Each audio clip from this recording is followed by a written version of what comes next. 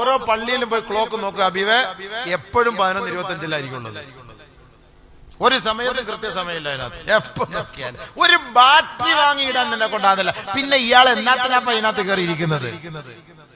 എന്തിനാ ഈ കമ്മിറ്റിയുടെ ഉത്തരവാദിത്തം? എന്തിനാ നിങ്ങൾ മഹലിൽ കെട്ടി ഇതിന് കടിപിടി കൂടുന്ന? എന്തിനാ പൈസ അടിച്ചു മാറ്റാൻ? അല്ല പിന്നെ വരന്ത് റോളിംഗ് ഈ 3 വർഷം കൊണ്ട് റോളിംഗ് നടക്കും. ഓർത്തോ, പള്ളിയിൽ ഖിദ്മത്ത് ചെയ്യുക എന്ന് പറഞ്ഞാൽ ഈമാനിക പവർ വേണം. ഈമാനിക പവർ ഇല്ലാത്തവൻ പള്ളിയിലെ ഖിദ്മത്ത് ചെയ്യാൻ പാടില്ല, പള്ളിയുടെ ഉത്തരവാദിത്തം വഹിക്കാൻ പാടില്ല. പള്ളിയിലെ ഇമാറത്തുൽ മസ്ജിദ്, പള്ളിയുടെ ഭരണത്തെക്കാളും നിങ്ങൾ ഇനി നാട്ടുകാർക്ക് ചാപ്പാട് കൊടുക്കുന്നവരാണ്. കമ്മിറ്റി ഞങ്ങൾ കഞ്ഞി വെച്ച് കൊടുക്കുന്നവരാണ്, സമൂസ കൊടുക്കുന്നവരാണ്, ഞങ്ങൾ നോമ്പ് കഞ്ഞി കൊടുക്കുന്നവരാണ്, നോമ്പ് തുറപ്പിക്കുന്നവരാണ്. ഇതൊന്നും പറഞ്ഞിട്ട് കാര്യമില്ല. ഇതിനേക്കാൾ ശ്രേഷ്ഠമാണ് ആദ്യം ഈമാൻ. അല്ലാഹയെ വിശ്വസിക്കണം, ആഖിറത്തെ വിശ്വസിക്കണം, ആ ഖബറിനെ വിശ്വസിക്കണം, നാളെ ഇതിനെക്കുറിച്ച് ചോദ്യമുണ്ടാകുമെന്ന് വിശ്വസിക്കണം. അങ്ങനെ വിശ്വാസമുള്ളവനായിരിക്കണം പള്ളിയുടെ ഉത്തരവാദിത്തം ഏറ്റെടുക്കേണ്ടത്.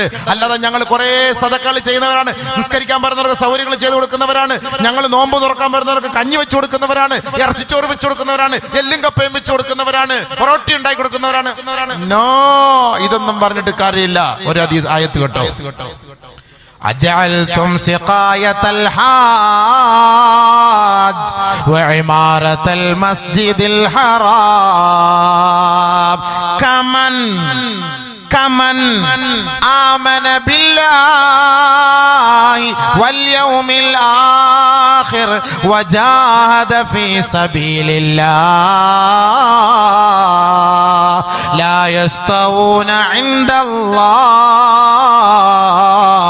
والله لا يهدي القوم الظالمين أجعلتم سقاية الحاج وعمارة المسجد الحرام ഹാജിമാർക്ക് സംസം വെള്ളം ഒഴിച്ചു കൊടുക്കലും ഹാജിമാർക്ക് വെള്ളം കുടിപ്പിക്കലും പരിശുദ്ധമായ മസ്ജിദുൽ ഹറമൈൻ ഷരീഫൈനി പരിപാലിക്കലും കമൻ ഒരുവനെ പോലെയാണോ ആമന ബില്ലാഹ് വൽ യൗമിൽ ആഖിർ വജാഹദ ഫീ സബീലില്ലാഹ് ആഖിറത്തെ കുറിച്ച് വിശ്വാസമുള്ളവനെ പോലെയാവൂല, ഖബറിനെ കുറിച്ച് വിശ്വാസമുള്ളവനെ പോലെയാവൂല, അല്ലാഹുവിന് വേണ്ടി ധർമ്മസമരത്തിൽ പങ്കാളിത്തം വഹിക്കുന്നവനെ പോലെയാവൂല.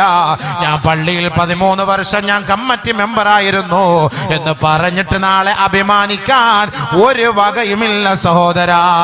നമസ്കാരമില്ല നിനക്ക്, നിരീശ്വരവാദിയായിരുന്നു, ഇസ്ലാമിനെ തള്ളിപ്പറഞ്ഞവനായിരുന്നു, 55 വർഷം ഭൗതികമായ തലത്തിൽ ജോലി ചെയ്തിട്ട് നമസ്കാരമില്ലാതെ കമ്മിറ്റിയുടെ കസേരയിൽ കയറിയിരുന്നിട്ട്